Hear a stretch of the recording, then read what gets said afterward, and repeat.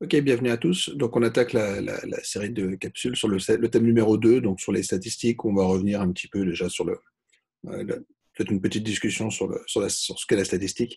Ensuite, on présentera les grandeurs classiques en statistique qui sont les distributions et les indicateurs.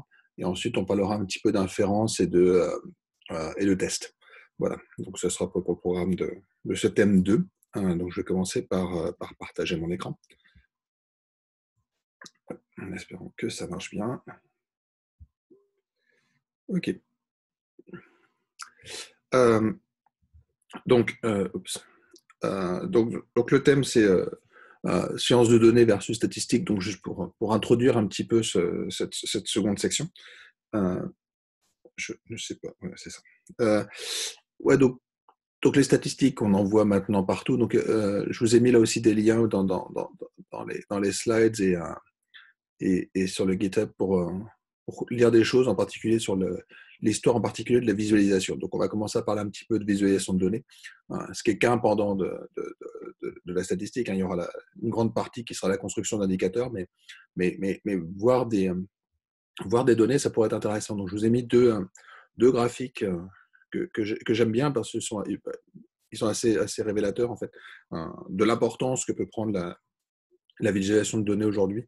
Donc, deux articles du New York Times parus assez récemment dans le contexte de la Covid-19, où on voit donc ces graphiques. Le premier à gauche, c'est celui sur un, alors je ne sais même plus ce que c'est d'ailleurs, c'est sûrement le nombre de personnes qui sont inscrites au chômage, où on voit cette évolution donc avec un bar plot. Donc on a des nombres de personnes qui s'inscrivent et puis on a ce pic pendant la pandémie. Et l'autre, c'est je pense, des pertes d'emploi. Donc on voit les statistiques. Donc les rouges, c'est ou disons les pertes et créations d'emplois. Quand on est en rouge, c'est qu'on perd des emplois. Et on a le pic rouge qui fait toute la page en fait. Donc voilà. Donc on est dans une époque où effectivement on voit des statistiques partout, des visualisations partout. Donc même sur le graphe de droite, on en voit deux autres. On voit aussi une série temporelle qui oscille. On a aussi des bar plots. Voilà. Donc on voit des données chiffrées, on voit des statistiques un petit peu partout. Et c'est ce qu'on va discuter un petit peu dans cette section. Euh, c'est juste visualiser. Donc la différence entre la partie 2 et la partie 3, c'est que dans la partie 2, on se contente de voir, on est en observateur et on veut décrire nos données. Et dans la partie 3, on veut aller plus loin, on veut prévoir des grandeurs qui nous intéressent. Donc on sera plus dans la construction de modèles prédictifs. Donc c'est ça la distinction entre mes deux sections. Donc la statistique, le terme est assez ancien. Je retiendrai l'origine allemande du mot, donc, qui date de 1750. Donc l'idée est de dire que c'est la science de l'État. Donc la statistique, c'est ce qui permet à un gouvernement de gouverner. Euh, donc en connaissant ce qui se passe, en connaissance des sujets. Euh, donc en ayant des informations sur la production, en ayant des informations sur la population. Et donc, pour ça, il va devoir collecter des données. Donc, on va voir l'arrivée des recensements, par exemple, euh, et ce genre de choses. Donc, ça, c'était la première chose. La statistique est là pour collecter des données.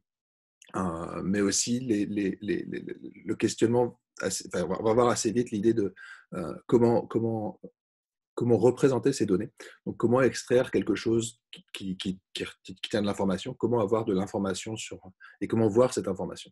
Voilà, donc je vous ai mis quelques graphiques historiques euh, dans un cas de production textile et dans l'autre cas de balance commerciale des imports et des exports en Angleterre. Donc, il y a beaucoup d'autres graphes, je renvoie à tous les livres que j'avais pu mettre au début sur l'histoire de la data visualization. Euh, et c'est effectivement cette idée donc, de statistique publique. Donc ça, c'est un point relativement important. La statistique publique, c'est elle qui collecte les données qui sont reconnues comme étant officielles. Okay. On va retrouver à côté euh, donc c'est un peu différent. Je l'avais évoqué quand j'avais parlé un petit peu juste avant de présenter la notion d'exhaustivité et le sondage de 1936. On a une comptabilité personnelle, donc les gens pouvaient prendre des notes euh, sur des petites barres ou des choses comme ça. Donc on a l'aspect comptable qui est une forme aussi de statistique. On voit arriver là aussi, j'en avais parlé un petit peu, l'idée d'une statistique publique qui valide à la fois les données, mais aussi les manières de s'approprier les données. Donc, on voit arriver par exemple des tables de mortalité officielles qui permettent de savoir combien de temps vivent les gens. Donc, à la fois mise en place par les services publics, mais aussi par certaines entreprises. Donc, en particulier, les assureurs vont très tôt comprendre l'importance des données, puisque la base de l'assurance, c'est la vente d'une promesse de rembourser ou de donner de l'argent s'il se passe quelque chose. Et pour ça, il faut des statistiques. Donc, la base de l'assurance, c'est de pouvoir prévoir le futur et de pouvoir euh, mettre de l'argent de côté pour pouvoir soit verser une rente, soit verser un capital en cas d'incendie ou ce genre de choses. Donc, beaucoup de données sont collectées. Simplement, donc, donc la recherche a utilisé ces données. J'avais aussi parlé un tout petit peu rapidement des données en astronomie, donc les lois de Kepler qui sont basées sur le fait que Kepler a eu accès à des données sur lesquelles il y avait des observations de position de planètes, et à partir de ces données, il a pu en déduire des lois. Mais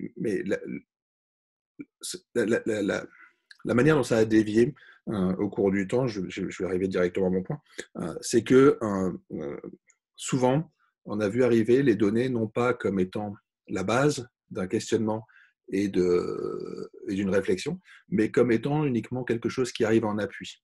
Donc, on a une théorie, on essaye de l'appuyer avec des chiffres. Donc, ça va être une espèce j'allais dire un paradigme, mais ça va être un petit peu ça. C'est une manière de penser les données. Et en fait, c'est pour ça que j'aime bien ce tableau de Grant, c'est de dire que Grant est une des personnes qui est partie des données pour essayer d'élaborer quelque chose. C'est aussi John Snow. John Snow, on va en reparler un petit peu dans d'autres capsules. John Snow, c'est l'étude du choléra à Londres.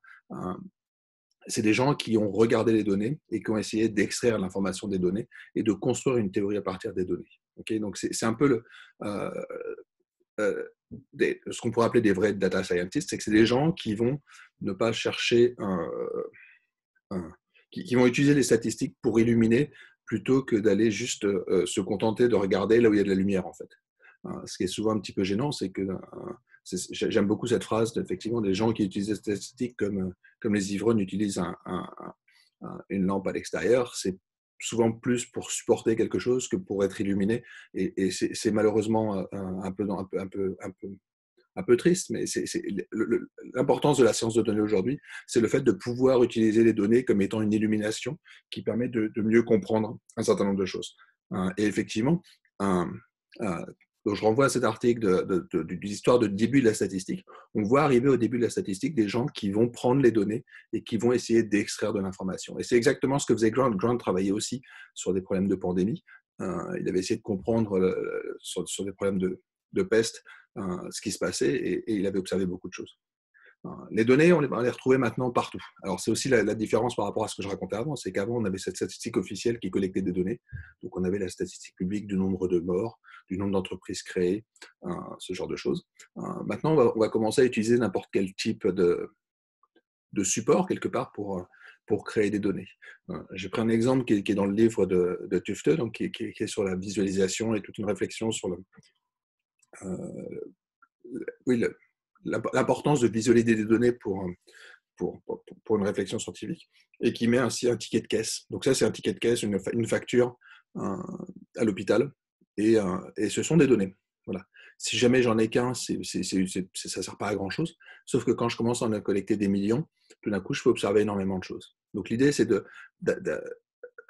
pouvoir récupérer toutes sortes de supports, et ça devient d'autant plus intéressant aujourd'hui qu'on a effectivement Internet, où beaucoup de données transitent et sont stockées. Et alors, je renvoie là au livre de Nate Silver. Effectivement, il y a des données partout, sauf que les données elles sont très très bruitées. On a deux choses dans les données. Il y a le signal, qui est ce qui existe au fond dans les données, et le bruit dont il faut qu'on se débarrasse. Ce qu'il faut, c'est qu'on extrait le signal important dans nos données. Donc, collecter beaucoup de données, ça peut être intéressant. Donc c'est vraiment deux visions très différentes entre la statistique officielle et la data science aujourd'hui. Dans la statistique officielle, on a des données pas forcément très très riches, mais en tout cas, quand on compte les gens, on le fait de manière propre et efficace. On fait des recensements. Et aujourd'hui, on a une vision totalement différente qui consiste à dire je vais juste compter des mouvements de téléphone, et à partir de là, je vais pouvoir en déduire toutes sortes de choses. Donc, on a deux visions qui sont très différentes. Dans un cas, on fait les choses de manière exhaustive, et dans l'autre cas, c'est plutôt, on va essayer d'extraire plein d'informations, les combiner de manière intelligente, enlever du bruit et essayer de pouvoir en dire quelque chose.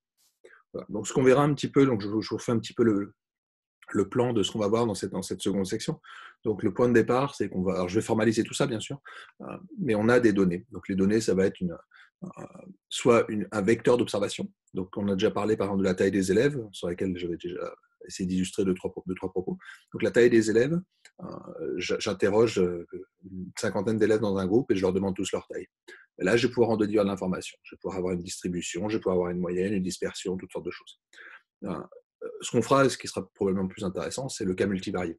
Donc, j'ai beaucoup de données, beaucoup d'informations. Donc, je peux avoir leur genre, je peux avoir leur poids, je peux avoir leur taille, je sais s'ils habitent chez leurs parents, toutes sortes d'affaires. Donc, on va avoir donc, ce qu'on va appeler des données multivariées. Donc, les données seront présentées sous forme de vecteurs. Donc, on aura un vecteur d'observation pour chaque individu. Et on va construire des statistiques. Donc, les statistiques, j'ai un petit problème de connexion. J'ai l'impression que les slides n'apparaissent pas. On va y arriver tranquillement. Donc, on va avoir ce qu'on va appeler les fonctions. Oups. On va appeler, donc, les fonctions, ce sera les fonctions de répartition. Bon, ben, je crois que je vais faire une pause. Putain.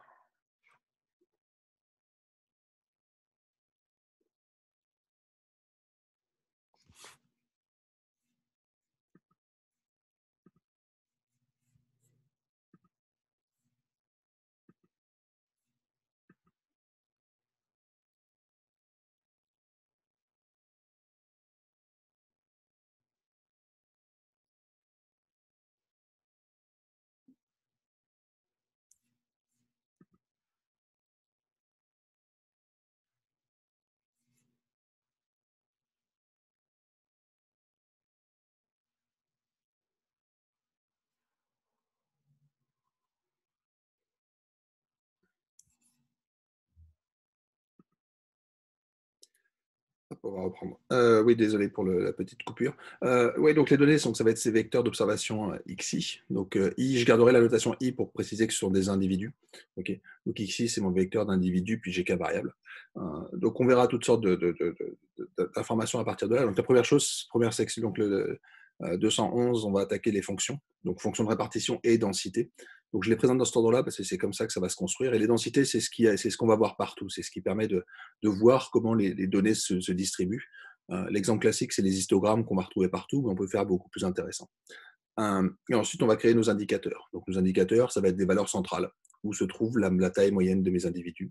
On va parler de dispersion. On va parler un petit peu d'approximation, parce qu'on verra que ça peut être intéressant, en particulier quand on voudra quitter la vision d'avoir juste un chiffre, mais qu'on voudra un intervalle de confiance. Donc la notion d'intervalle de confiance nécessitera des approximations. Et je parlerai un petit peu de quantile, parce que ça peut être plus intéressant dans certains cas, en particulier quand on travaille sur des problèmes, ce qu'on va appeler des problèmes un peu plus extrêmes. Donc on ne s'intéresse pas au centre de la distribution, mais sur les bords. Donc par exemple sur la richesse, on s'intéresse aux pauvres, on s'intéresse aux riches. Sur les problèmes de santé, on peut s'intéresser à des personnes obèses. Okay, donc on va s'intéresser à ce qui se passe plutôt dans les bords, et donc ça va être les notions de quantile. Ensuite, je parlerai d'estimation, d'inférence. Donc là, on parlera d'inférence classique au début, en disant une probabilité, je l'estime par une fréquence. Et on verra comment ce qu'est la vision bayésienne de la statistique. Donc il n'y a rien de très nouveau, hein. C'est des choses qui sont très anciennes. Encore une fois, Laplace avait utilisé l'estimation bayésienne pour essayer de travailler sur le sexe ratio dans une population, donc le nombre de garçons et de filles qui naissent, et ce genre de choses. On va ensuite parler de tests. Donc les tests, ce sera la notion de significativité, de p-value, donc prendre une décision. Ensuite, on parlera de cas multivariés. Donc pour l'instant, on restera en univarié. Après, on passera au bivarié, parce que c'est plus simple, on peut voir des choses. Après, on passera au multivarié, et comme on ne voit rien, on va projeter.